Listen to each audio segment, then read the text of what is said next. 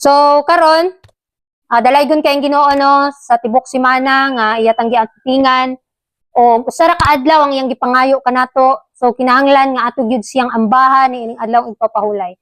So before sa ta magsugod ako mong gihangyo ubani ko ninyo sa mubo nga pag-ampo. Let's pray. Father in heaven, daghan kayong salamat sa imong pag-uban kanamo. O usab pa ubani na usab kami ni ining matahong nga adlaw ipapahulay sa among pagsusi sa imong pulong. Tawangi kami nga makabaton og paalam nga langit nun ug kinaiya usab nga sama kanimo. Dihay lamang kami kay wala kami mahimo kung wala ikaw. Balaan na kami niining adlaw ug pasaylo alin biyoy ang among mga nagkasing-kasing o isa ikaw sa magadasig sa mga kaigsuunan nga wa na mo makauban karon. Naot Ginoo, dasiga sila nga makabalik sila ug makasimba sila diri. Salamat Ginoo sa pagtubag sa among mga pag-ampo. Pasaylo kami sa among mga kalapasan sa ngalan ni Jesus. Amen. So karon mga igsoon, ang akong i-share ninyo is giuluhan kinig the true wisdom. Chapter 56 ng Messages to Young People. Unsa man gyud ding kanang gitawag og tinuod nga kaalam, wisdom. Kinsa man ang Bible character, Brother Orling, nga nahibaw-an nimo nga taas siya kaalam, gitagaan siya kaalam sa Ginoo. So, mahitabo o kung pangayoon nato na, madawat po nato na. So, ingon sa itong key text ganiha, the source of true wisdom. Wisdom begins with God. Ingon ganiha ang atong key text sa Proverbs 9 verse 10, the fear of the Lord is the beginning of wisdom, and knowledge of the Holy One is understanding. So, kini ding pagkahadlok nato kang Jehovah, mao ang sinugdanan sa kaalam. Bisan di ka kamao mubasa, di ka kamao musulat, pero sa dihang nailhan nimo ang Ginoo, duna na kay kaalam. The source of true wisdom. Ingon diri sa Acts of the Apostles. This is life eternal. Christ said that they might know thee, the only true God, and Jesus Christ, whom thou hast sent. So John 17 verse 3. Mga igsoon kaning John 17 verse 3. Kung gusto ta makabaton og kinabuhing walay katapusan, kinahanglan gyud ay nga mailhan nato kining nag-inusara nga Dios ug ang iyang bugtong nga anak nga si Kristo nga nagluwas kanato. The prophet Jeremiah declared that let not the wise man glory in his wisdom, neither let the mighty man glory in his might. Let not the rich man glory in his riches, but let him that glorieth glory in this that he understandeth and knoweth me, that I am the Lord, which exercise loving kindness, judgment, and righteousness in the earth. For in these things I delight, saith the Lord. Scarcely can be human mind comprehend the breadth and depth and height of the spiritual attainment of him who gains this knowledge. So kung doon na di ay kita'y kaalam o kahibalo, nga gituga sa Ginoo kanato, dili dayta kinahanglan maghinambog. Dili gyud dayta kinahanglan nga magpasigarbo nga maayo kay ko, no? So ang usa ka dato nga tawo dili giingon dire, gi-declare ni Prophet Jeremiah nga dili daw siya maghimaya sa iyang kadato. Kung Brother Oli naabay kung naabay kwarta ang tawo, dautan na ba? Dautan ba kung naibahandi ang tao? Giingon man sa usa ka verse nga, the love of money is the root of all evil. So the word love, kung nahigugma ka sa bahandi, labaw pa sa Ginoo, didto na magsugot ang tanang dulumtanan nga mga binuhatan o tanang gamot sa mga dautan. Okay, imong hunahuna gusto ka makabatog inani nga mga bahandi, subuhaton yun nimo ang mga butang nga bahalag dili maayo sa pananaw sa uban, bahalag dautan nga pagkabuhat.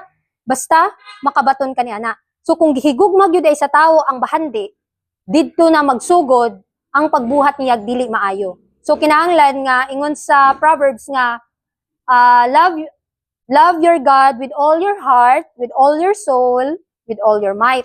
Kay kung naamang kay bahandi, kung gihigugma nimo ang Dios labaw pa sa imong bahandi, kay ang Dios siya man ang tinubdan sa tanang butang.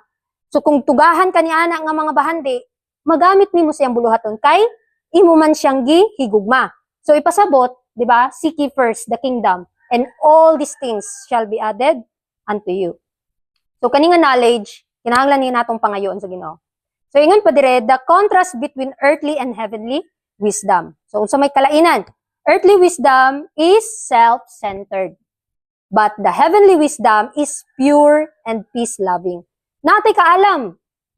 Kanang nakabantay mo nga daghan kaayong mga bright nga tawo nga gahinambog silang kaugalingon, nga murag kanay lagi kaning professional ka, kinahanglan talahuron ka sa mga tao. So, ang usahay kita maghinambog, mao na ginatawag og earthly wisdom is self-centered. Unsaon nimo paghimaya sa imong kaugalingon. Pero ang gusto sa Dios nga makabaton kita og heavenly wisdom nga adunay pagbalaan sa hunahuna o kalinaw. Ingon pa sa Santiago 3:17, but the wisdom that comes from heaven is first of all pure. Then peace-loving, considerate, submissive, full of mercy and good fruit, impartial and sincere. So, ang tinuod gyud ay nga kaalam nga nagagikan sa langit. Una sa tanan, doon na kay ang imong tumong niini is balaan or pure, putli imong tumong. Halimbawa, na kay ambisyon sa imong kinabuhi, doon na kay desire, no? Normal ra na nga naatay mga pangandoy diri sa kalibutan. Pero kapag giuna nato pagpangita ang tawag ani, una nato gipagpangita ang gingharian sa Dios, giingon dire nga igadugang na lang ang ubang mga butang.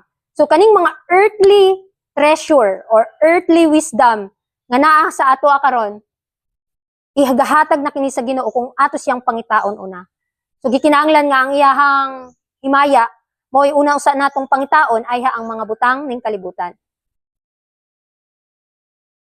Next, ingon sa Letters and Manuscript Volume 8, paragraph 21, Christ was infinite in wisdom. And yet, he thought best to accept of Judas, although he knew what were his imperfections of character. So, si Kristo, ang iyang kaalam is, what do you call about infinite? Walang hangganan. Walay katapusan o walay kinutuban nga kaalam. So, kung doon natay gusto nga kaalam, nga kinahanglan gyud nga papangayoon nato sa Ginoo, og iya ka nang ihatag. So, gihalimbawa diri, sama sa gipili gihapon niya si Judas, bisan kabalo siya nga magluib ni niya. So nganong gipili man ni Kristo si Judas, nga bisan kabalo siya sa mga sayop o kapakyasan sa kinaiya niini.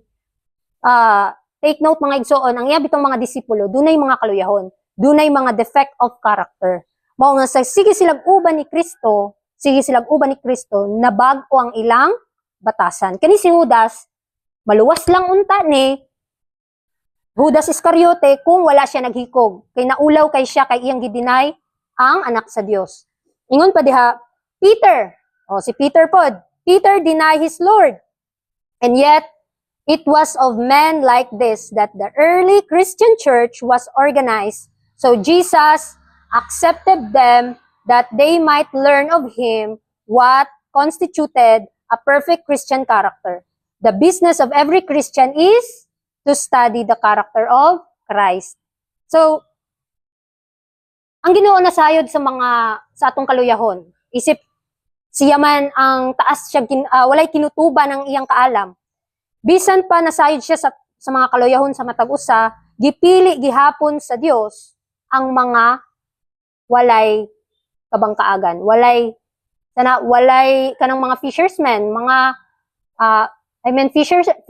fishermen ba?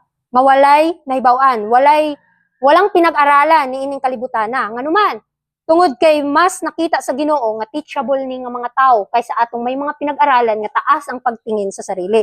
So mga igsoon kini nga point dire, naisip kita mga nag-angkon nga Kristohanon, kinahanglan nga susihon nato ang karakter ni Kristo, nga mapainubsanon, mapailubon, bisan pa unsa ang atong kinaiya, bisan unsa pa ang atong kaluyahon, gipili ta niya kay gusto siya nga mas nakita man gud sa Ginoo nga may potential ka to work of his sa iyahang vineyard, sa iyahang Why Jesus taught Judas, even though he is prayer and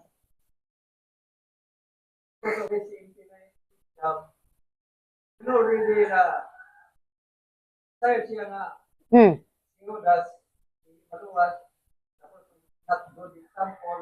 Mm.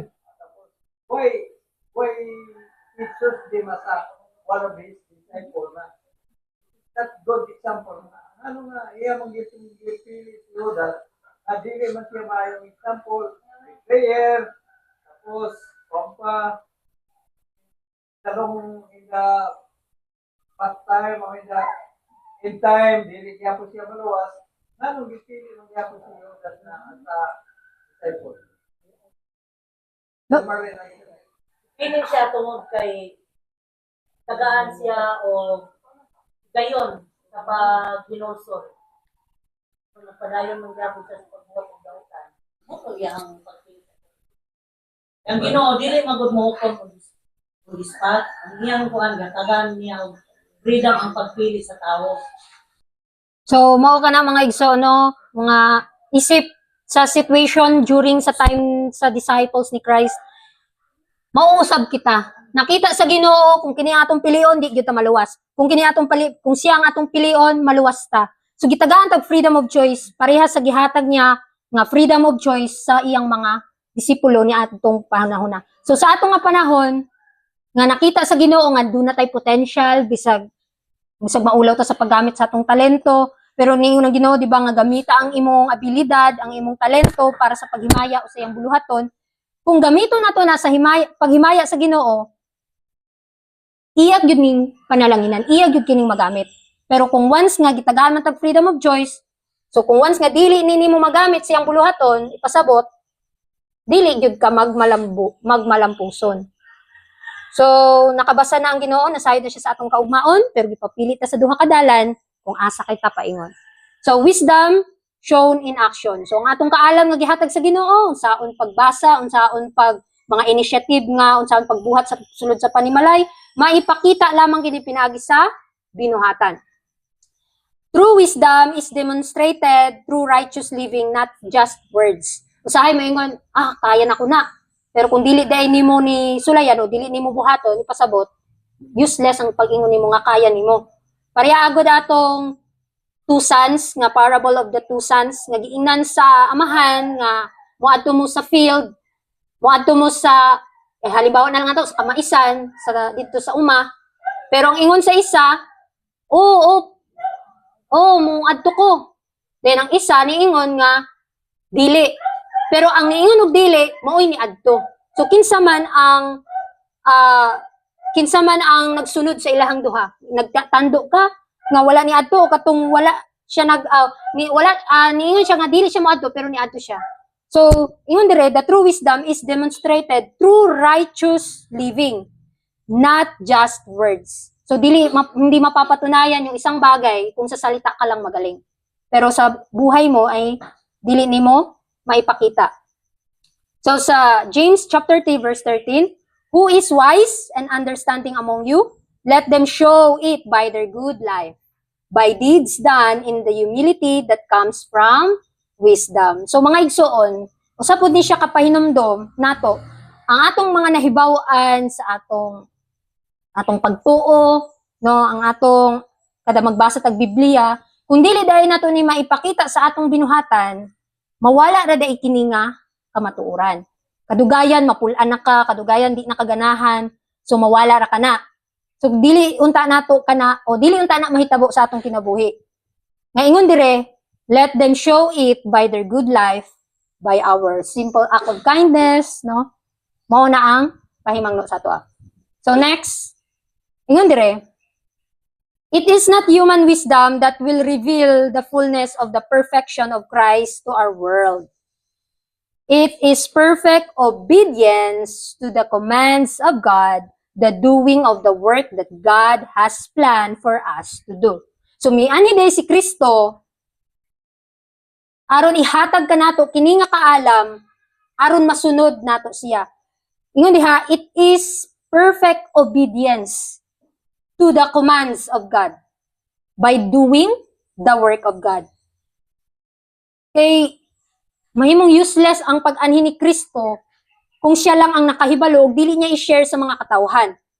So, ang himpit nga pagtuman sa mga sugo sa Dios ug ang pagbuhat sa buluhaton nga giplano sa Dios para sa iyang katawhan mao ang paghatag kanato og kaputli sa atong hunahuna ug magpakita nga natawo kita gikan sa Dios. So mga igsoon, kini nga pagtuon murag sa atong kaugalingon kaya nato sundon, no? Kaya nato nga musimba, kaya nato moalagad sa Ginoo. Pero kung kulang kita sa application, mahimo gihapong useless. Mga ingon dire, this will give us purity of sentiment. Mga igsoon, kung ang usa ka kamatuoran, kung ato day kining makinabuhian, didto ta mas balaanon. Sa pinaagi sa pagtuman kay sanctification is a lifetime obedience, is a lifetime process, is a lifetime obedience. Dili pasabot mga igsoon nga nasayop ka isa, nasayop ka ikaduha, murag wa na ka, murag useless ra man ning akong pag-alagad kay daghan kay kong sayop. Pero ginatawag lifetime obedience. So ipasabot sa imong lifetime obedience sa Ginoo, nasayod ang Ginoo nga naa kay daghang kapakyasan mga sana kung sa magdagan ka, madagma ka, pero kung nagpadayon ka kay lifetime man process, padayon kang balaanon sa Ginoo kung nagpadayon kag sunod sa iya bisan daghang mga kapakyasan. So ingon pa diha, be developed only by men and women who have an acute sense of properly in every action. So the true ideal of moral power as shown in the right use of their talents. So unsa di ay? Kini di ay ang paggamit nato sa atong talento nga gihatag sa Ginoo sa iyang buluhaton is mao kana ang mag-develop ka nato sa atong character into eternity. Mao gani nga ang kaalam nga gihatag sa Ginoo, especially yung character niya, maipakita ni pinagi sa action by the obedient, no, is perfect obedience to the command of God. Next is wisdom as guidance in decision making. Usahay kita magdesisyon, labi na sa ako personally, magplano ko, magdesisyon ko, kuan man, dali gusto ko mahitabo agad, gusto ko nga mahitabo agad kini nga plano nako. Pero ingon dire, godly wisdom direct choices toward righteousness and justice. So kini dayong kaalam nato kung nagagikan ni sa Ginoo, kinahanglan we need to ask him na imo ba ning kabubuton Ginoo kani nga mga plano ko. Ilabi na sa imong kung nagplano ka mo eskwela or mo plano ka mo trabaho, imo man ang ikuan sa Ginoo, giyahi ko nga dili ko makasala, no? Nga dili ta makasala diha kaniya. Ingon sa Proverbs chapter 2, for the Lord gives wisdom, from his mouth come knowledge and understanding. He holds success is in store for the upright. He is a shield to those whose walk is blameless.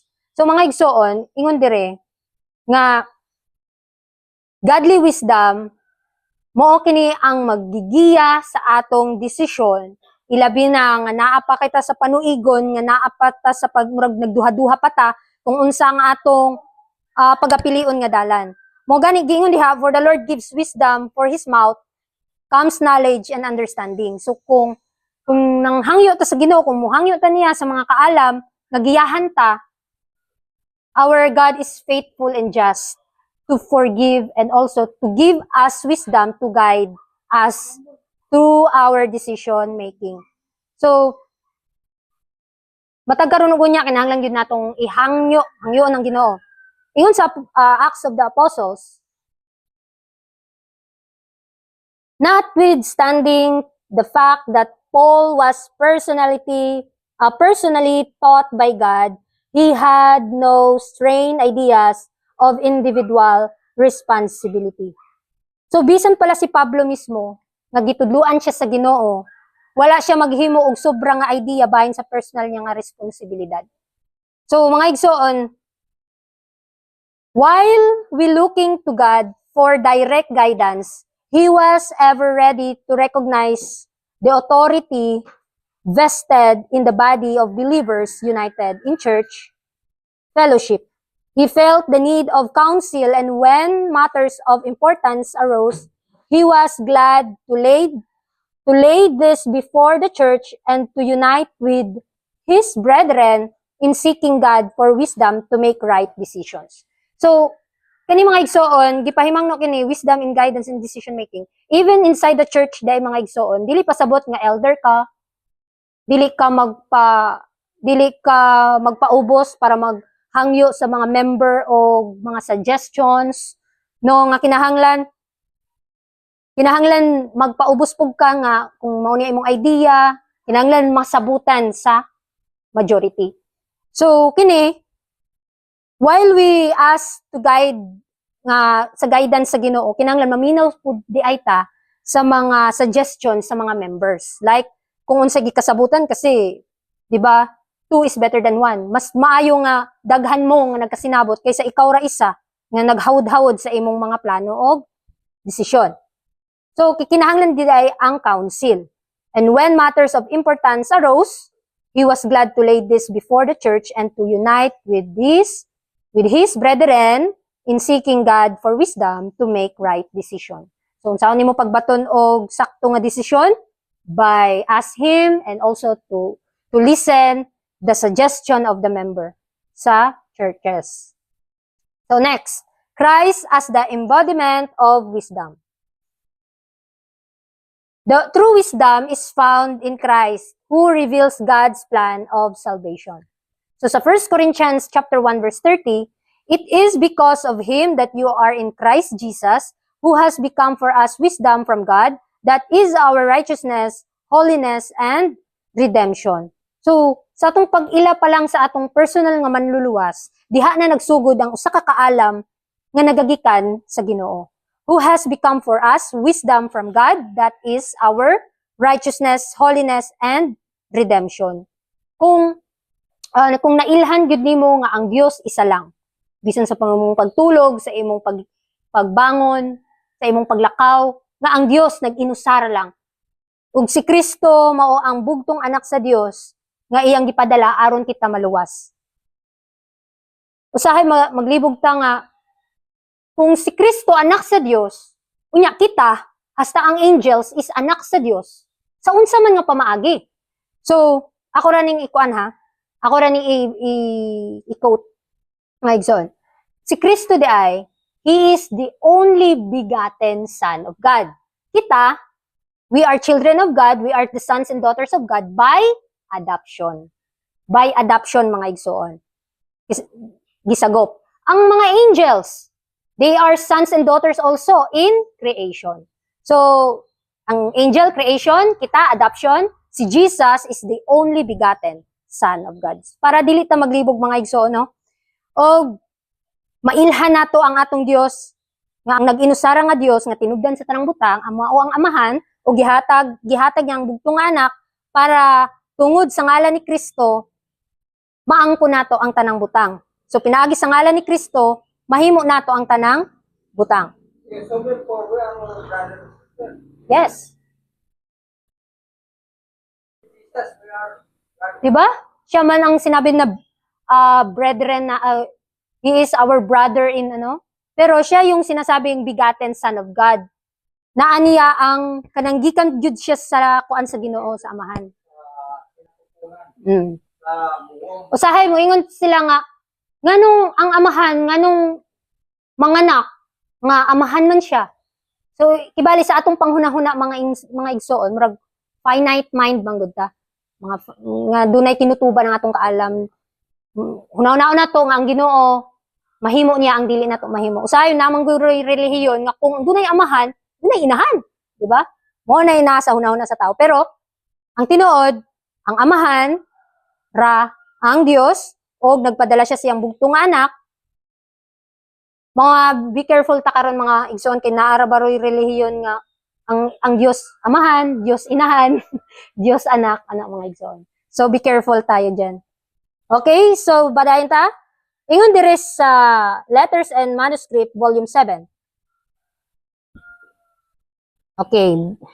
To the intent that now unto the principalities and powers in heavenly places might be known by the church the manifold wisdom of God according to the eternal purpose which he purposed in Christ Jesus our Lord. So this eternal purpose embodied before the universe glory of divine love in the salvation of men, charged with his exalted mission. Jesus came to the world as the visible representative of the invisible God. So, usahay maglibog ta. The Holy Spirit is a person? Yes and no. Ngano man? Holy Spirit, yes, He's a person. No, because Holy Spirit is not separate person. Ako rin yung ikuan ninyo mga igsoon. Usahay makaingon magudta sa Trinity doctrine. God the Father, God the Son, God the Holy Spirit. Abi nila, ang ilang pagtuo manggod, ang Holy Spirit is another being. Is another like Father and Son. Pero, kung ato yung susihon ang Bible, ang Holy Spirit, that's the divine nature of Christ. That's the, katuday ba, niadto si Kristo sa langit, iyang gibilin, I will not leave you comfortless, I will come to you. Nya nanguta ng mga disciples, sa unsa man nga paagi Ginoo nga, muanhi ka. How? So, pinaagi siyang balang espiritu. Si Kristo day mismo to. Dili siya another being, mga igsoon.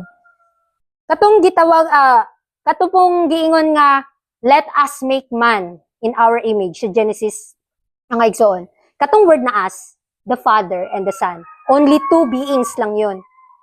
Ang Holy Spirit, asa man? Holy Spirit is the breath of God, is like a breath of God, the Spirit of God and the Spirit of Christ. Di ba, ingon po sa asa na, Brother Orly, kanang I and my Father are one? Sa asa na? John 10:30. Sa unsa man nga paagi sila nag-isa?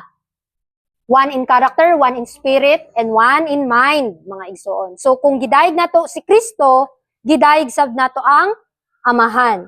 So, ingon pa dire, He said to Philip, have I been so long time with you, and yet hast thou not known me, Philip? He that hath seen me hath seen the Father. Henceforth ye know, ingon pa dire, henceforth ye know the Father and hath seen Him. So, gani si Philip mga igsoon, niingon siya kang, sa tawagan ni kang Kristo, Ginoo, dugay naman ta Ginoo, dugay ka na namong giuban, ipakita ka namo ang Amahan. Ana si Philip, then ana si Kristo, dugay na tang nag-uban. Wa paghihapon ka nakakita sa Amahan, ang nakakita ka nako, nakakita sa Amahan.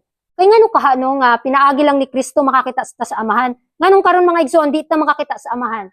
Because our Father in heaven is He is holy, and He is, kung makakita ta sa iya mga igsoon, unya napata sa pagkatawhanon, siguro mamatay yun ta. That's why, through Jesus, makita nato ang Amahan through His Son. Mao ni ang pangutana ni Philip nga, dugay na tang nag-uban, pero wa pa nimo ipakita ka namo ang Amahan. Dugay na tang nag-uban. Kinsay nakakita sa anak, nakakita sab sa Amahan.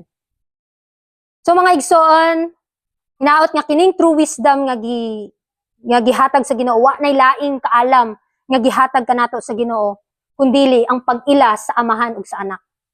Ang pag-ila sa tunay na Dios na nag-iisa na ang Amahan ug si Kristo nga iyang gisugo nga maong iyang bugtong anak, begotten Son, para og natay wisdom nga inani makita sad sa atong binuhatan nga ang Dios ay nag-inusara lang. God is the unseen being. Jesus is the image though of the unseen God. O ka ng itura sa Diyos na dili makita si Jesus. Yes, that's why